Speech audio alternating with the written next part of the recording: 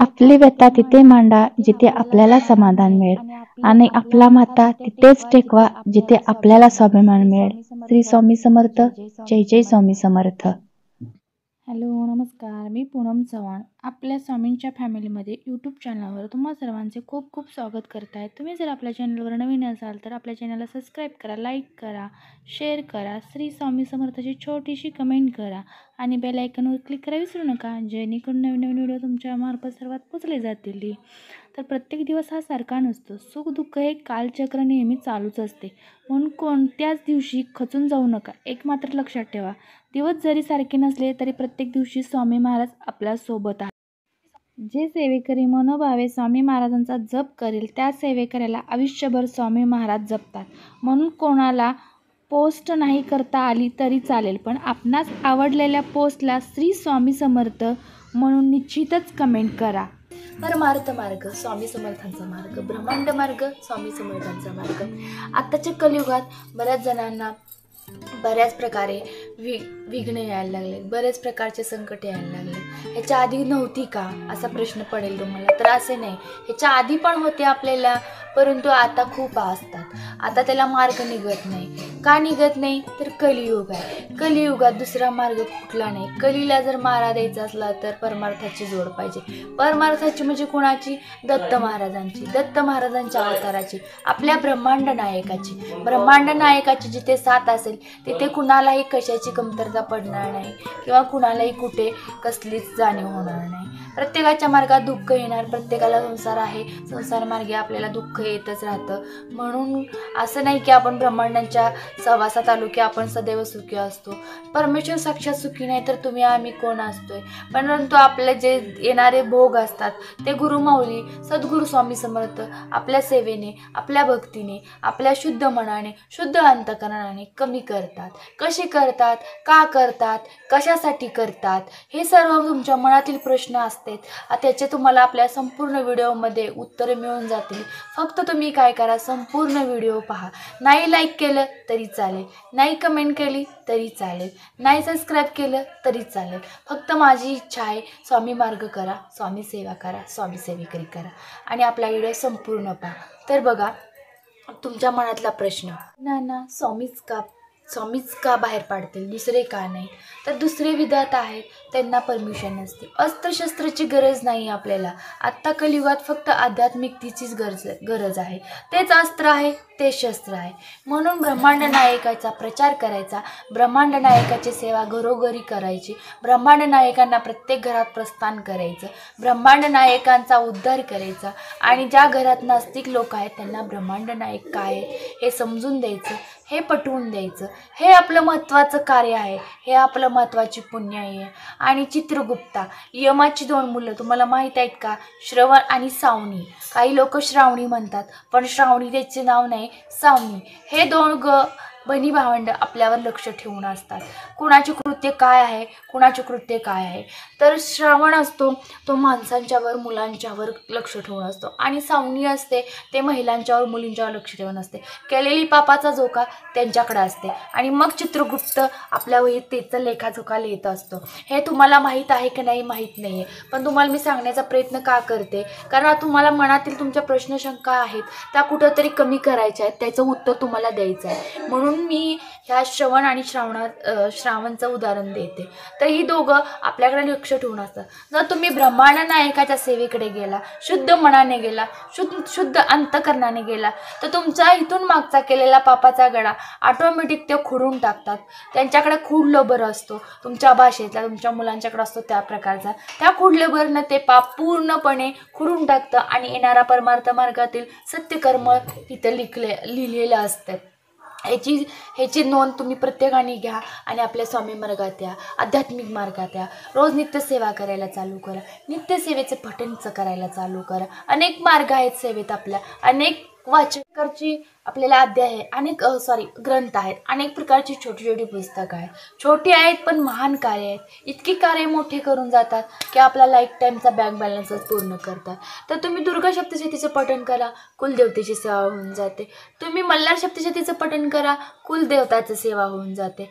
तुम्ही जर एकादशीला भगवद्गीतेचे पारायण करा, आपल्या पितरांना सदोष मुक्त प्राप्त होतं. पितरांचा त्रास पूर्णपणे नष्ट होतो. तुम्ही पौर्णिमेला सत्यनारायण घरात चालू करा, अन्नधान्याची कमतरता जाणवणार नाही. तुम्ही अशा विविध प्रकारचे पठण चालू करा. भरपूर प्रत्येकजण बिझी नसतो, प्रत्येकाला लाईफ टाईम थोडा तरी वेळ असतो स्वतःसाठी. त्यातला थोडा स्वामींच्या कार्यात दिलाच पाहिजे, द्यायलाच पाहिजे आणि द्यायलाच हवा.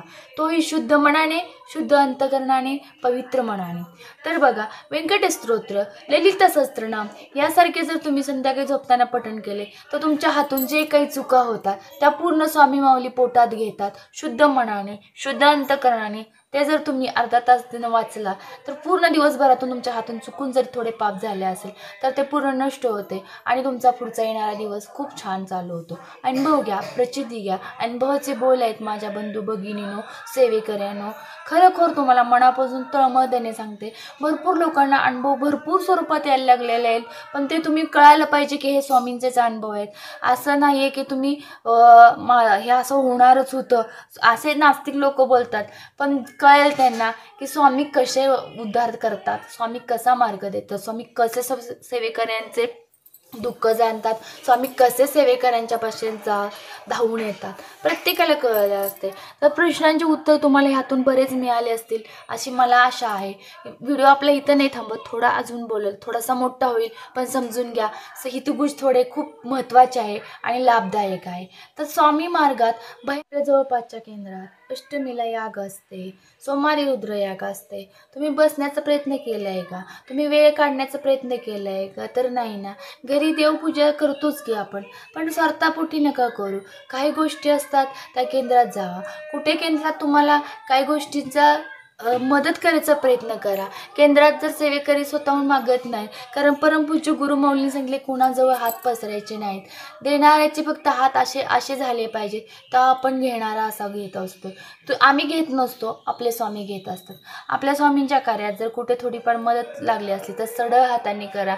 नेहमी वारंवार मी सांगत असते, स्वामी कुणाचे ऋण ठेवत नाही, स्वामी कुणाला ऋणात ठेवत नाही. स्वामी जर 1 रुपया तुम्ही दिला असला तर 100 रुपये तुम्हाला ते व्याजासकट पूर्ण करतात. जर तुम्ही 100 रुपये दिले तर 1000 रुपये व्याजासकट पूर्ण करतात. शिवाय तुमचे कर्म फलदायी, फलश्रुती खूप छान प्रकारे स्वामी माऊली करत असतात. ह्याचा अनुभव तुम्हाला येत जाईल. पदोपदी तुम्ही सरळ हाताने मदत करा. आसपासच्या केंद्रात बघा. तुम्ही नुसते पैशाची जर मदत नाही केली तर तुमच्या हातून जर काही सेवा होत असल्या, कुठं ताईंना जर वेळ मिळत असला तर केंद्रात जाऊन थोड्या समय घासायच्या, थोडंफार केंद्रातली स्वच्छता करायची. दादांना थोडा वेळ असला तर केंद्रात बऱ्याच प्रकारचे पुरुषांची कामं असते, मोठमोठ्या वस्तू असतात, कुठे बोजा उचलात स्त्रियांना उचलता येत नाही, त्या जर व्यवस्थित लावल्या, केंद्र साफसफाई करायला लागले तर भरपूर तुमच्या घरातील घाण माऊली बाहेर काढून टाकतात. कशी काढतात, कशी फेकतात हे तुम्हाला जेव्हा तुम्ही केंद्र साफ कराल, केंद्रातली घाण काढाल तर तुम्हाला निश्चितच अनुभव येईल. बरेच प्रकारे अनुभव येतात, बरेच प्रकारे हे असते. फक्त सेवा शुद्ध मनाने केली पाहिजे. आज आपण सेवा करतोय, सकाळी आणि संध्याकाळी येऊन शेजाऱ्याला नाव ठेवतोय, तर कितपत या सेवेचे कार्य तुम्हाला मिळेल हे निश्चितच आहे. माणूस सर्वगुणी संपन्न नसतो, ना मी, ना तुम्ही, ना सेवेकरी. फक्त ब्रह्मांड नायक आणि आपले परमपूज्य सद्गुरू गुरुमाऊली ते साक्षात स्वामी समर्थ आहेत. जाणले मनीचे भाव समर्था. तुम्ही त्यांना फक्त त्या दृष्टीने बघा. मानवरूपी साक्षात सद्गुरू समर्थ महाराज आहेत ते आपले. तर या जन्मात त्यांनी आपल्यासाठी अवतार घेतलेला आहे, आपल्याला सोपा मार्ग करून दिलेला आहे. ग्रंथ खूप सोप्या भाषेत वाचता येईल, साध्या भाषेत सेवा कशा करता येईल, महिलांना काम करता करता कशा सेवा करता येईल ह्याचा त्यांनी सखोल अभ्यास करून आपल्याला त्या सेवा दिलेल्या आहेत. फक्त आपण तो वेळ काढत नाही आणि तो वेळ देत नाही. असं न करता माझ्या बंधू भगिनींनो, या सेवेला मार्गीला लागा. केंद्रात आपल्या आसपासच्या आरतीचा नैवेद्य घ्या. स्वामी महाराजांना जेवू घाला. दत्त महाराजांना जेवायला घाला. दत्त महाराजांना तुम्ही जर जेवायला घातलं तर तुमच्या घरात आयुष्यभराचं अन्नधान्याचं कमतरता पडणारच नाही. पण कायमस्वरूपी तुम्हाला पंचपक्वानाचा लाभ लागतो की नाही हे निश्चितच बघा. तुमच्या हातचे जेवण साक्षात ब्रह्मांड नायक जेवणार आहेत. तर तुम्ही आरतीचा नैवेद्य घ्यायचा पुढाकार करा. तुम्ही प्रत्येक कार्यात सहभागी व्हा. ताई माई कुठेही न लाजता आपल्या केंद्रात नजदीकच्या जाऊन तुम्ही एखादी सेवा पार पाडा. एखाद्या कार्यात भाग घ्या. एखाद्या समाजसेवेत भाग घ्या. जी सेवा समाजसेवा असते, जी सेवा घाण साफ करायची असते, जी सेवा साफसफाईची असते, त्या सेवा महाराजांना आवडतात आणि महाराजांचा सेवेकरी, प्रिय सेवेकरी म्हणून तोच असतो आणि महाराज मिठी त्यालाच मारतात. हे सर्वांना माहीत असले सारामृतमध्ये तर ठीकच आहे. नाही त्यांनी जाणून घ्या आणि आपल्या मार्गात. श्री स्वामी समर्थ, सद्गुरू स्वामी समर्थ. जय जय स्वामी.